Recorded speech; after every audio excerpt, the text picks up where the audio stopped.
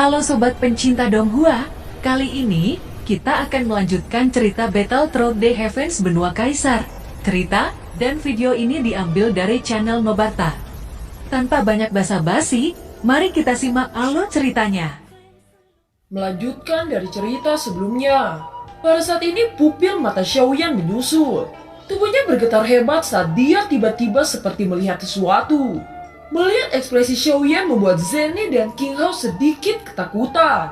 Pada saat yang sama di kota Ripet yang jauh dari kota Jucheng, terlihat sesosok pria misterius duduk dalam kehampaan. Lelaki misterius itu tiba-tiba membuka matanya dengan lebar. Saat lelaki misterius itu membuka mata, seluruh ruang di kota Ripet tiba-tiba bergetar. Jelas orang ini merupakan keberadaan yang sangat mengerikan. Lelaki misterius itu perlahan berdiri di kekosongan di depannya. Dari kelihatannya sepertinya ada yang menarik perhatian lelaki misterius ini. Dari mana tepatnya anak ini berasal? Mengapa dia bisa menarik kekuatan seperti itu? Ucap lelaki misterius. Dia tiba-tiba melangkah maju, dalam sekejap dia sudah berada di atas langit Shofu Mansion. Saat pria misterius itu datang, tiba-tiba ruang dan waktu di kota Jucheng sepertinya berhenti. Xiaoyan yang menjadi tersangka dia bisa mengetahuinya. Sedangkan King Hao dan Zenny seperti terperangkap oleh waktu. Tubuh mereka berdua terdiam dan bahkan tidak bisa bergerak. Pada saat ini ada suara yang terdengar di pikiran Xiaoyan. "Bocah, apakah Anda yang mengeluarkan sumber energi kuat ini?" Ucap suara pria misterius itu bergema di pikiran Xiaoyan. Di bawah tatapan pria itu, Xiaoyan hanya merasakan tubuhnya bergetar hebat. Wajah Xiaoyan sangat pucat saat ini. Dia tidak tahu apakah harus mengangguk atau menggelengkan kepala. Dia tidak tahu bahwa ini terjadi karena piringan kuno misterius itu.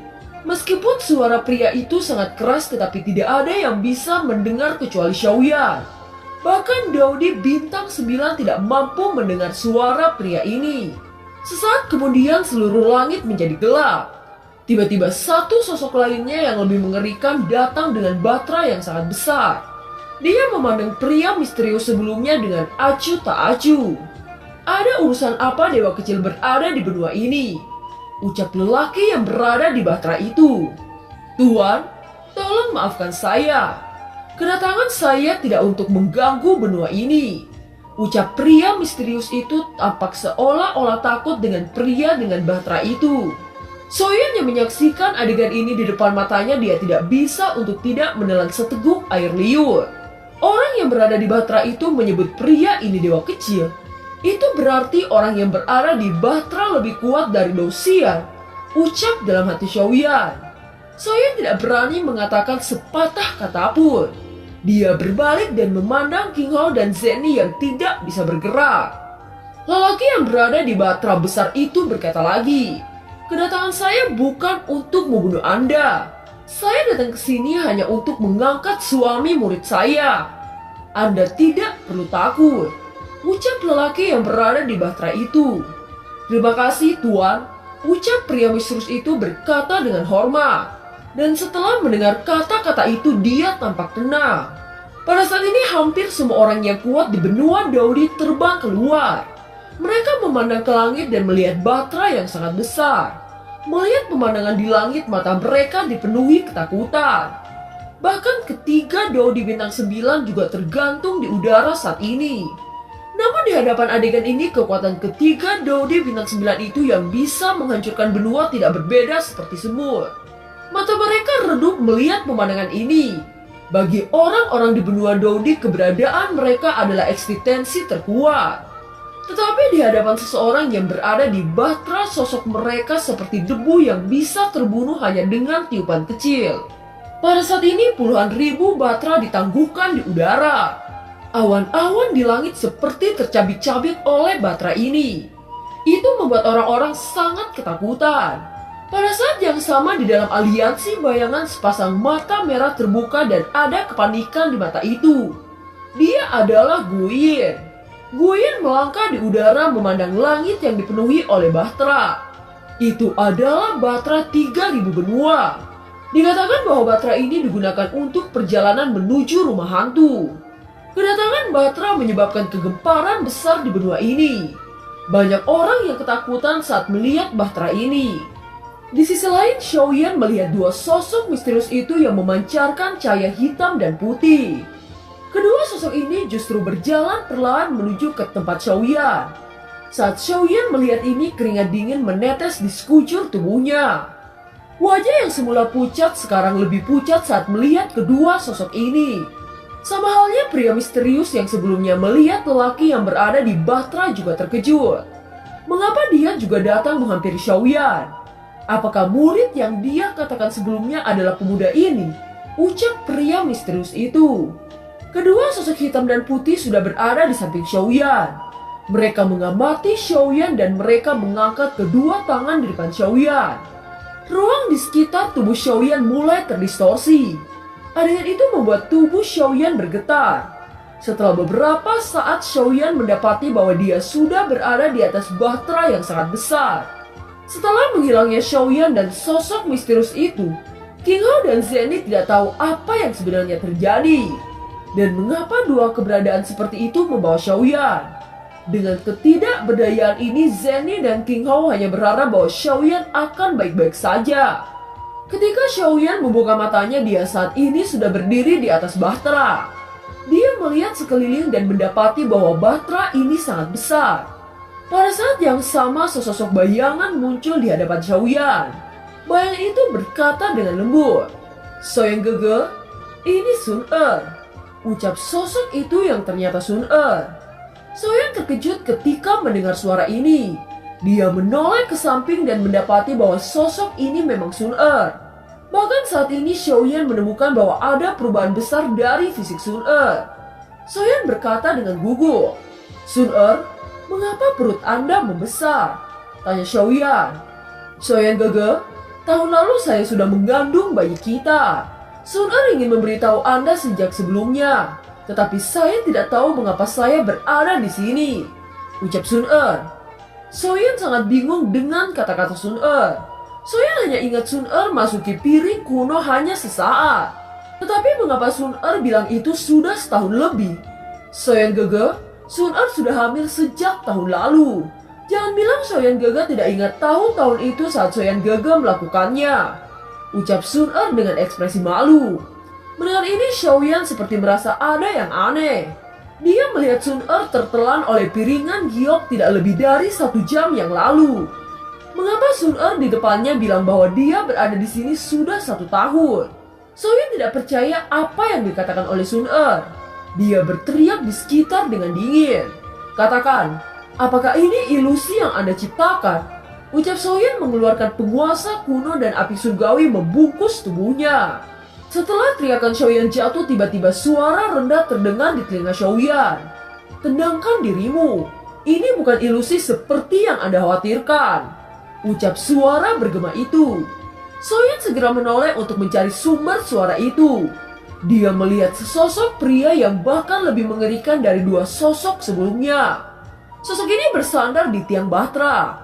Hal yang mengejutkan Xiaoyan bahwa sosok ini menunjukkan kesan yang sangat ramah.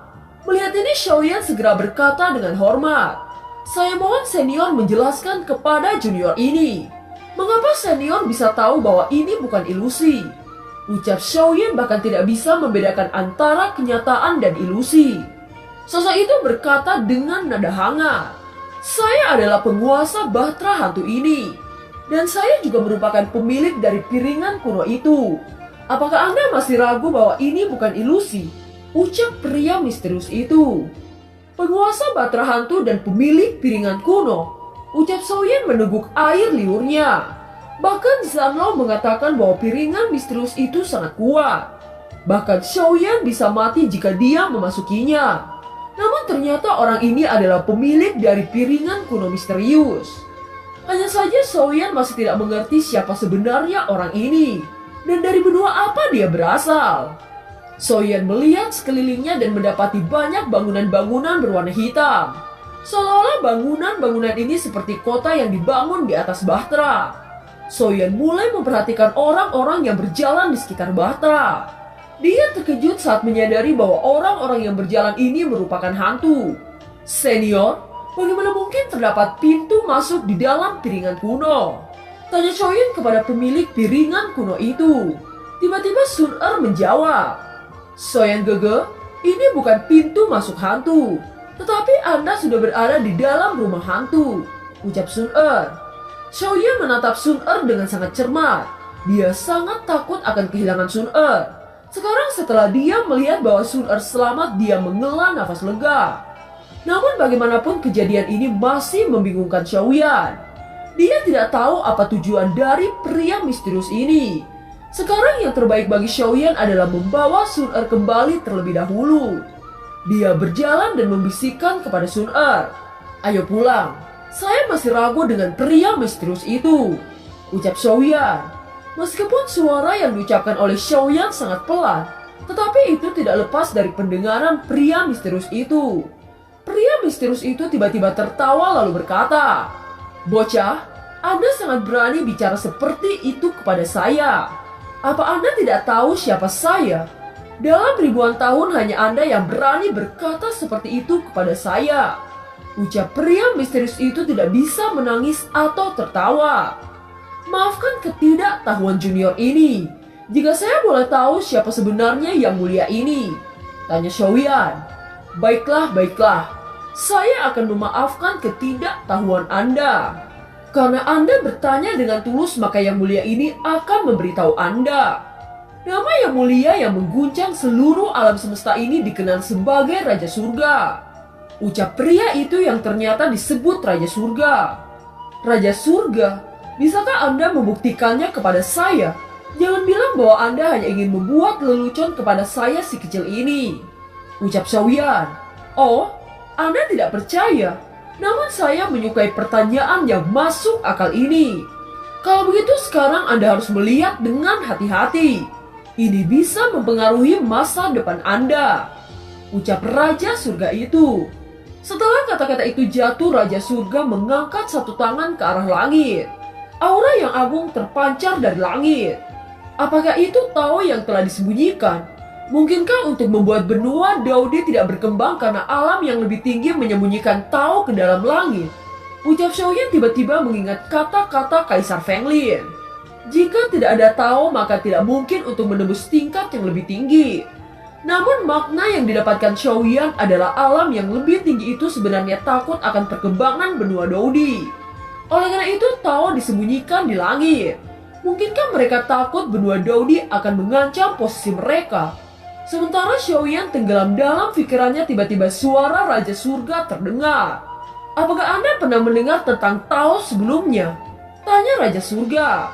Ya, saya pernah mendengar sebelumnya. Terima kasih senior sudah memperlihatkan Tao kepada junior. Selain itu junior berterima kasih kepada Anda telah menjaga Sun Er. Sekarang bisakah senior mengembalikan kami ke dunia asal kami? Ucap Xiaoyan. Raja Surga yang mendengar kata-kata Xiaoyan sedikit mengerutkan kening. Dia segera berkata dengan nada dingin, "Bocah, Anda benar-benar berani berkata seperti itu. Apa Anda tidak takut saya menghancurkan benua yang Anda tempati?" Ucap Raja Surga itu. "Anda tidak akan melakukan ini. Anda adalah guru dari Sun Er. Dengan menghancurkan tempat tinggal Sun Er itu tidak lebih dari menghancurkan murid Anda kan?" Ucap Xiaoyan. Mendengar kata-kata Xiaoyan, Raja Surga menghela nafas panjang. Bocah ini terlalu pintar untuk berdebat, gumam Raja Naga itu. "Senior, kami hanya orang kecil yang memiliki sedikit kekuatan di mata senior," ucap Xiaoyan. "Diam, jangan membuat saya merasakan sakit kepala. Bagaimana mungkin saya akan mengirim Sun Er kembali? Anda juga tahu jika Sun Er adalah murid saya. Lebih baik Anda mengikuti saya dan menuju benua yang lebih tinggi. Untuk apa tinggal di benua yang rusak ini? Selain itu, apakah kamu pikir akan ada yang menyakiti kalian? Sekarang kamu bisa melihat perkembangan murid saya," ucap Raja Surga dengan ekspresi lucu. Ketika Xiaoyan mendengar kata-kata itu, ia segera menyelidiki kekuatan Sun Er.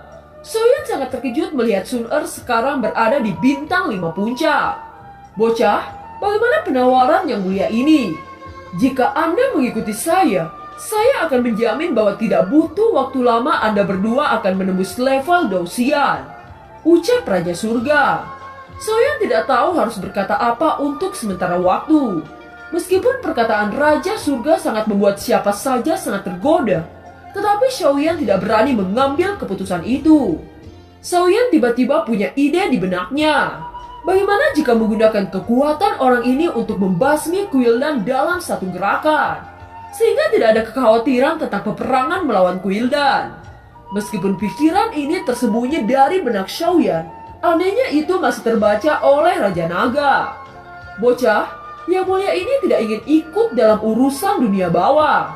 Karena Yang Mulia ini menyukai Anda, maka saya akan memberi Anda hadiah yang sangat besar. Ucap Raja Surga melemparkan labu anggur ke atas langit. Tetesan anggur memasuki mulut Xiaoyan. Dalam sekejap pemandangan di depan Xiaoyan berubah.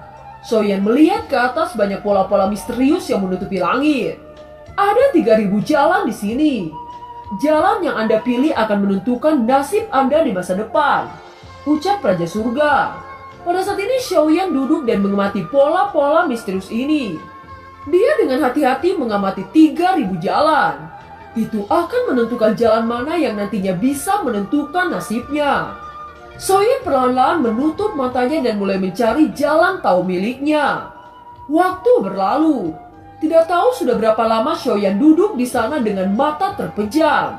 Sun Er dan Raja Surga melihat Xiaoyan dengan tenang. Seperti apa tahu saya? Di mana saya bisa menemukan tahu saya? Ucap Xiaoyan bertanya pada dirinya sendiri dan mulai mencari-cari jawabannya. Saya memiliki api surgawi. Apakah jalan tahu saya merupakan jalan api? Mata Xiaoyan tiba-tiba terbuka. Kedua mata berubah menjadi 2 nyala api. Tubuh Xiaoyan mengeluarkan api surgawi yang menyala-nyala. Seluruh tubuh Xiaoyan menjadi nyala api yang menyilaukan. Melihat perubahan pada diri Xiaoyan, wajah Sun Er dipenuhi dengan kegembiraan. Di sisi lain, Raja Surga juga menunjukkan senyum tipis di sudut mulutnya. Bocah ini benar-benar menyadari tahu api. Itu mengingatkan saya pada protos kuno di benua yang lebih tinggi. Gumam Raja Surga. Dan film pun berakhir. Terima kasih telah menyimak dari awal sampai akhir ya. Sampai jumpa.